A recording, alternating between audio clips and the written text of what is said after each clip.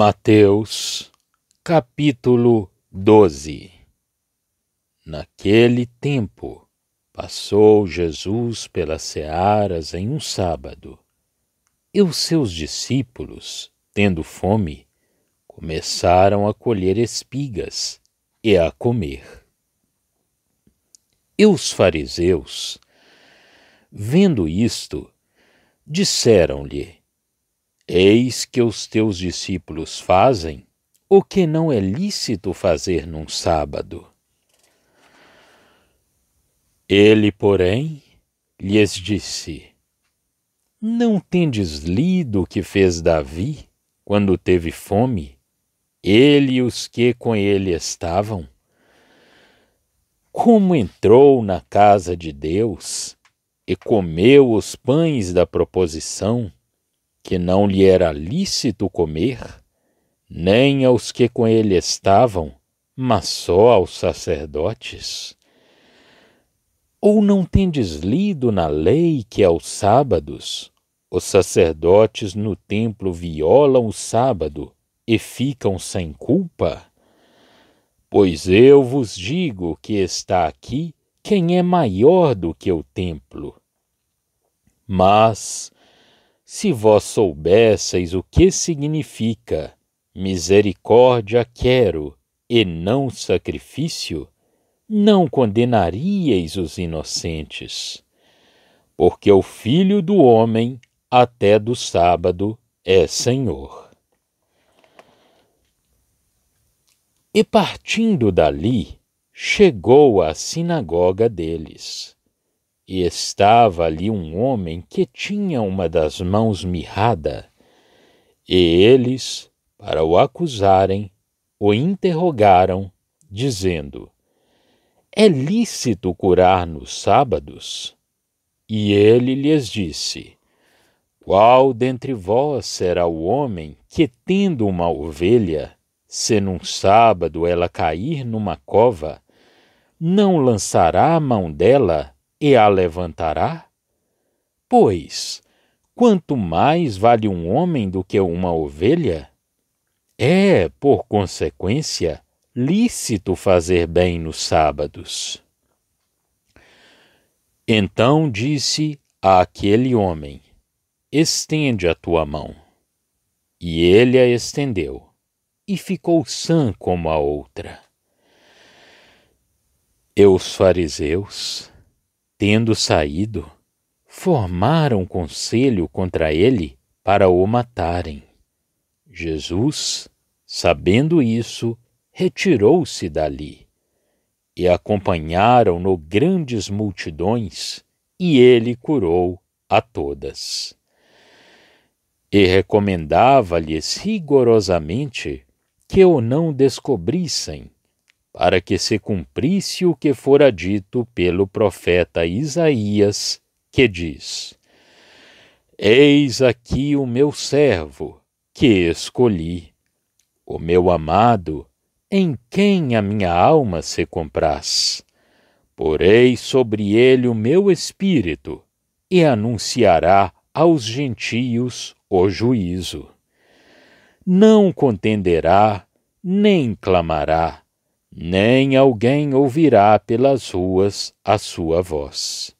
Não esmagará a cana quebrada, e não apagará o morrão que fumega, até que faça triunfar o juízo, e no seu nome os gentios esperarão. Trouxeram-lhe então um endemoninhado, cego e mudo, e de tal modo o curou, que o cego e mudo falava e via. E toda a multidão se admirava e dizia: Não é este o filho de Davi? Mas os fariseus, ouvindo isto, diziam: Este não expulsa os demônios, senão por Belzebu, príncipe dos demônios. Jesus, porém, conhecendo seus pensamentos, disse-lhes: Todo reino dividido contra si mesmo é devastado, e toda a cidade ou casa dividida contra si mesma não subsistirá. E se Satanás expulsa a Satanás, está dividido contra si mesmo. Como subsistirá, pois, o seu reino? E se eu expulso os demônios por Beelzebu, por quem os expulsam então vossos filhos? Portanto, eles mesmos serão os vossos juízes. Mas se eu expulso os demônios pelo Espírito de Deus, logo é chegado a vós o reino de Deus. Ou, como pode alguém entrar na casa do homem valente e furtar os seus bens, se primeiro não manietar o valente, saqueando então a sua casa? Quem não é comigo é contra mim, e quem comigo não ajunta, espalha. Portanto, eu vos digo, todo o pecado e blasfêmia se perdoará aos homens, mas a blasfêmia contra o Espírito não será perdoada aos homens. E se qualquer disser alguma palavra contra o Filho do Homem, ser-lhe-á perdoado.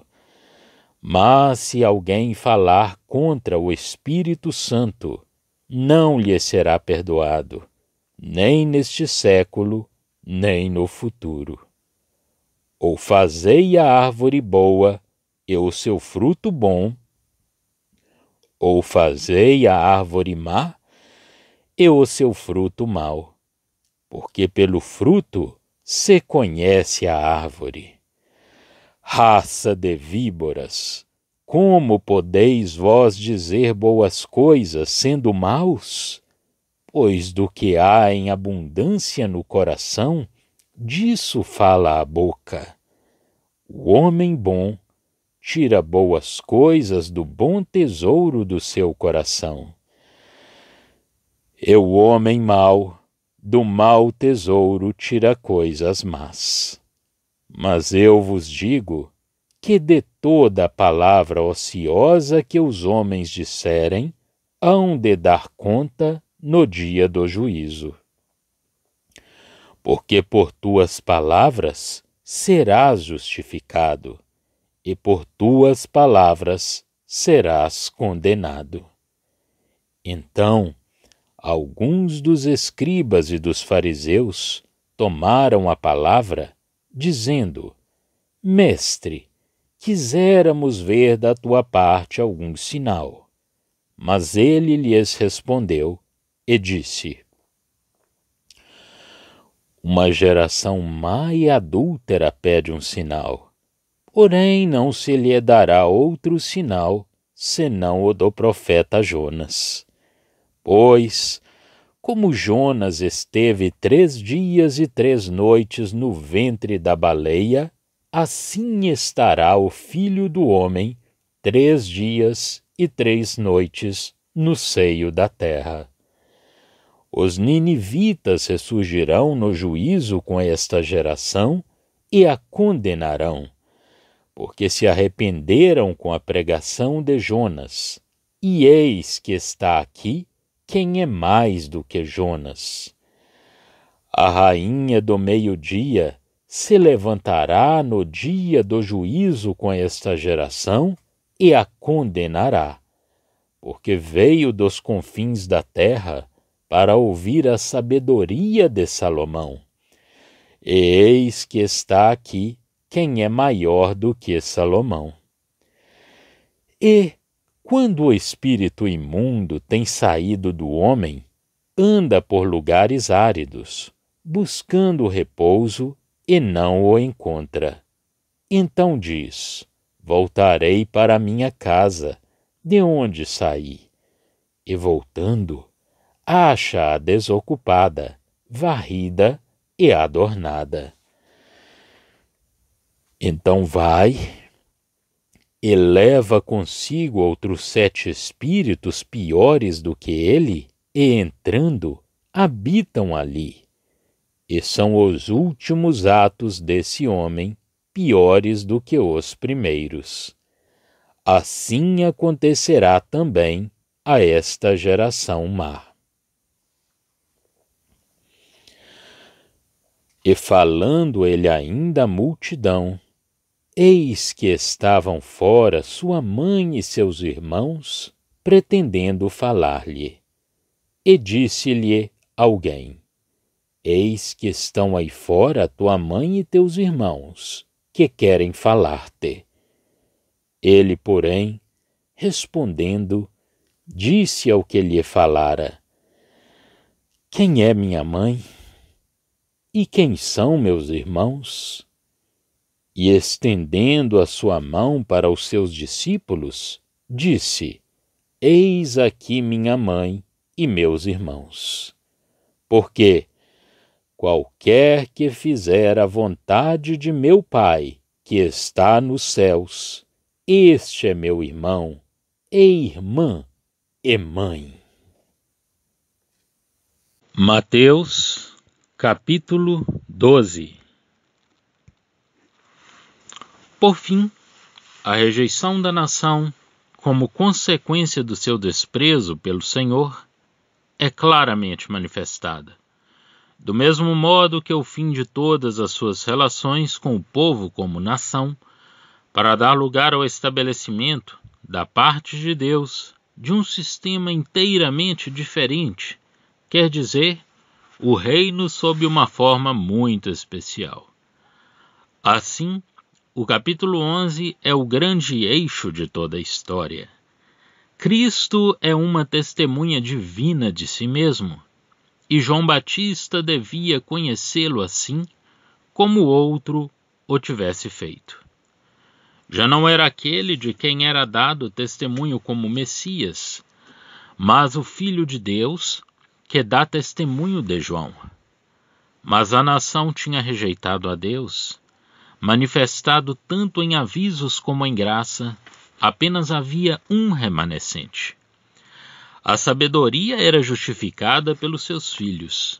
Então, por muito abominável que fosse a sua rejeição, vemo-lo submeter-se a ela como sendo a vontade do Pai, mas isso leva-o à consciência da sua glória pessoal, verdadeiro motivo dessa rejeição. Todas as coisas lhe foram entregues por seu Pai. Ninguém podia conhecê-lo, nem conhecer o Pai, a não ser que ele o revelasse.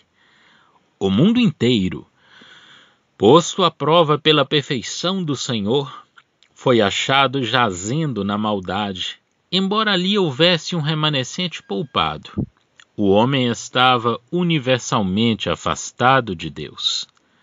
Deus olhou desde os céus para ver, como lemos, mas os filhos dos homens tinham-se todos afastado do caminho. Não havia justo, nem sequer um.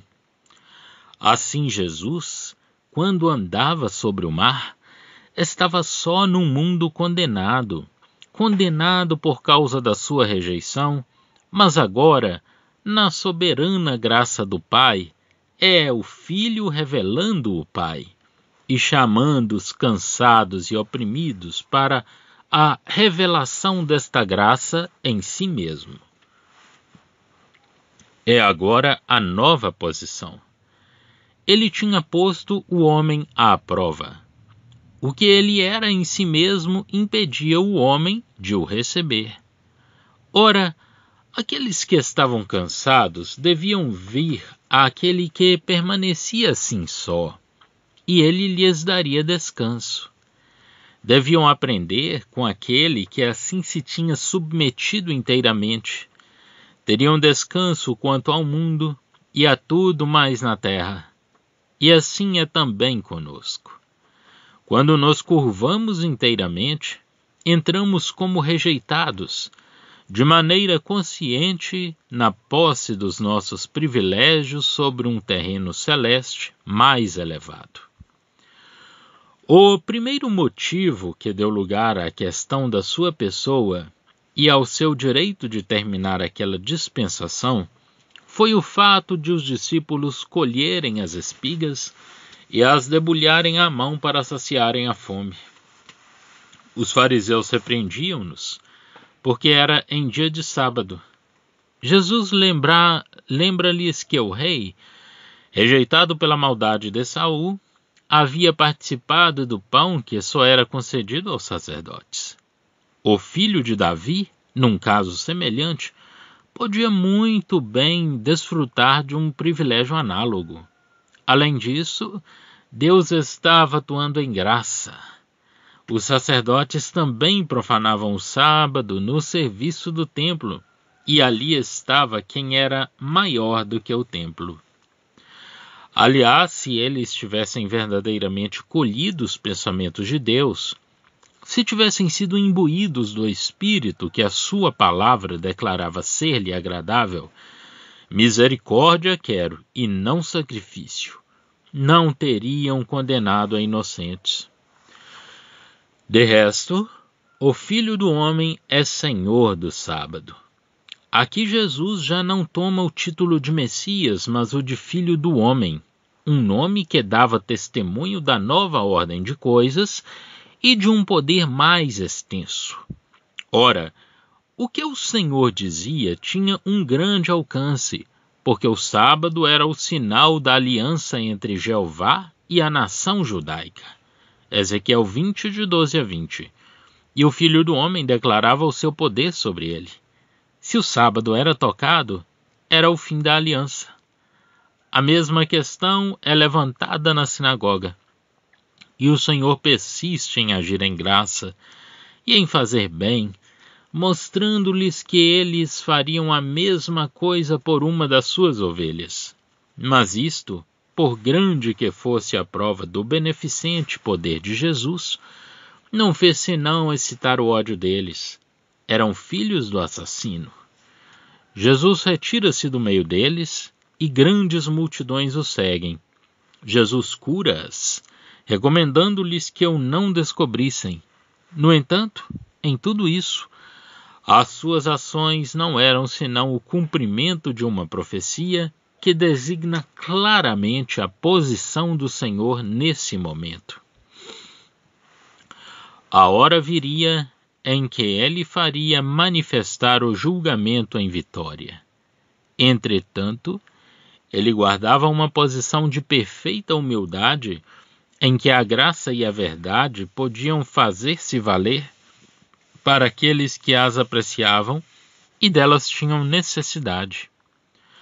Mas no exercício desta graça e no seu testemunho da verdade, ele nada faria para deturpar este caráter ou para atrair a atenção dos homens tanto que impedisse a sua verdadeira obra, ou que pudesse sequer suspeitar-se de que ele buscava a sua própria glória. No entanto, o Espírito de Deus estava sobre ele como sendo seu filho bem-amado, em quem a sua alma se deleitava.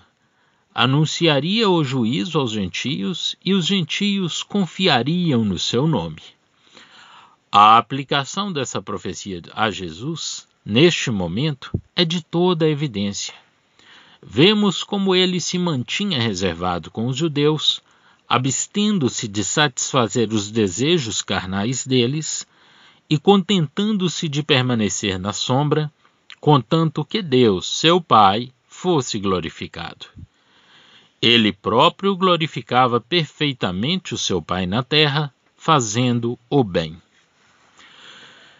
Em breve devia ser anunciado aos gentios que por meio do juízo de Deus, quer apresentando-se-lhes como sendo o objeto da sua confiança. Essa passagem de Isaías 42 é evidentemente posta aqui pelo Espírito Santo para desenhar claramente a posição do Senhor antes de se abrirem as novas cenas que a sua rejeição nos prepara. Então o Senhor expulsa um demônio de um homem cego e mudo, triste condição, descrevendo verdadeiramente o estado de espírito do povo acerca de Deus. As multidões, plenas de admiração, exclamam: não é este o filho de Davi? Mas os religiosos de entre elas, ouvindo isto, invejosos do Senhor e hostis ao testemunho de Deus, declaram que é pelo poder de Belzebu que Jesus faz este milagre, selando assim o seu próprio estado e colocando-se sob o juízo definitivo de Deus. Jesus demonstra o absurdo da acusação. Satanás não destruiria o seu próprio reino. Os seus próprios filhos, que tinham a pretensão de fazerem a mesma coisa, julgariam a iniquidade deles. Mas, se não era pelo poder de Satanás e os fariseus admitiam que os demônios tinham sido realmente expulsos, era o dedo de Deus e o reino de Deus estava entre eles. Aquele que tinha entrado em casa do homem forte para pilhar os seus bens, teve de o manietar antes.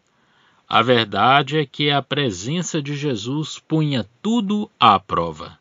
Tudo, da parte de Deus, se concentrava nele. Era o próprio Emanuel que estava ali. Todo aquele que não era por ele, era contra ele.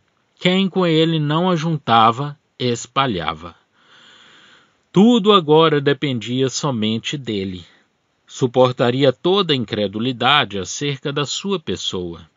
A graça podia removê-la. Jesus podia perdoar todo o pecado. Mas falar e blasfemar contra o Espírito Santo quer dizer reconhecer o exercício de um poder que é o poder de Deus e atribuí-lo a Satanás não poderia ser perdoado, porque os fariseus reconheciam que o demônio havia sido expulso e era somente por maldade, por deliberado ódio a Deus que atribuíam o feito a Satanás. E que perdão podia haver para esta blasfêmia? Não havia nenhum, nem na dispensação da lei, nem do Messias. A sorte daqueles que assim blasfemavam estava decidida. É o que o Senhor lhes faz compreender. Note-se esta expressão. Vemos a maneira como o Espírito Santo passa do tempo presente, então presente para os judeus e que em breve devia acabar, para aquele em que o Messias estabeleceria o seu reino, o mundo futuro ou século futuro. Nós temos uma posição fora de tudo isso durante a suspensão do estabelecimento público do reino. Os apóstolos apenas o pregaram ou anunciaram, não o estabeleceram. Os seus milagres foram as virtudes do século futuro. Comparar 1 Pedro 1, de 11 a 13.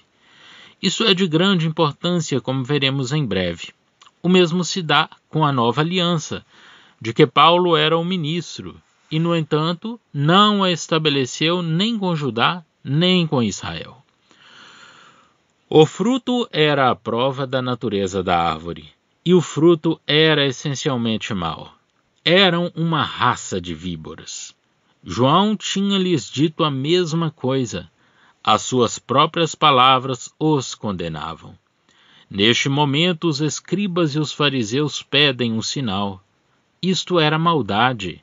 Eles tinham visto bastantes milagres. Não se tratava senão de provocar a incredulidade dos outros. Este pedido dá ocasião ao Senhor para pronunciar o julgamento desta nação, dessa geração. Não haveria outro sinal para esta geração perversa, senão o do profeta Jonas. Como Jonas esteve 3 dias e 3 noites no ventre do grande peixe, assim estaria o Filho do Homem 3 dias e 3 noites no seio da terra. Mas, ai, Cristo já então tinha sido rejeitado.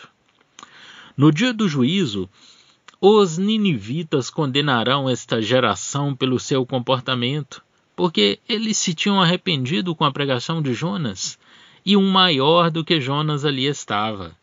A rainha do sul, de igual modo, testificaria contra a maldade dessa geração perversa. O seu coração, atraído pela fama da sabedoria de Salomão, tinha conduzido a ele desde os confins da terra, e ali estava um poder maior que Salomão. Os pobres e ignorantes gentios compreendiam a sabedoria de Deus na sua palavra, quer por intermédio dos profetas, quer por intermédio do rei, melhor do que o seu povo amado, mesmo quando o grande rei e profeta estivesse lá, no meio dele. E eis o julgamento de Deus. O espírito imundo da idolatria, que havia saído do povo, não achando repouso fora de Israel, infelizmente, a sua verdadeira casa, enquanto que ela deveria ter sido a casa de Deus, voltaria com 7 espíritos piores do que ele. Encontrariam a casa desocupada, varrida e adornada, e o último estado seria pior do que o primeiro. Que solene julgamento do povo este! Aqueles do meio dos quais Jeová tinha andado, tornaram-se a habitação de um espírito imundo, de uma superabundância de espíritos imundos, não apenas 7, o número completo, mas com estes que os incitariam à loucura contra Deus e contra aqueles que honravam a Deus, conduzindo-se assim à sua própria destruição. Com estes, dizia eu, e outro espírito imundo também, o qual os traria de novo à maldita idolatria de que haviam escapado. O julgamento de Israel estava pronunciado. Jesus rompe, enfim, publicamente os laços que subsistiam entre si e o povo segundo a carne, não aceitando como seus senão aqueles que eram formados pela palavra de Deus e manifestados pelo cumprimento da vontade de seu Pai, que estava nos céus. Não reconhecia como seus senão aqueles que eram formados segundo o padrão do Sermão da Montanha. Já estão disponíveis para leitura os comentários do Novo Testamento e do Antigo Testamento de João Nelson Darby. Estão nos formatos de livro, e-book, também aplicativo para o celular Android. Visite o nosso site www.palavrasdoevangelho.com.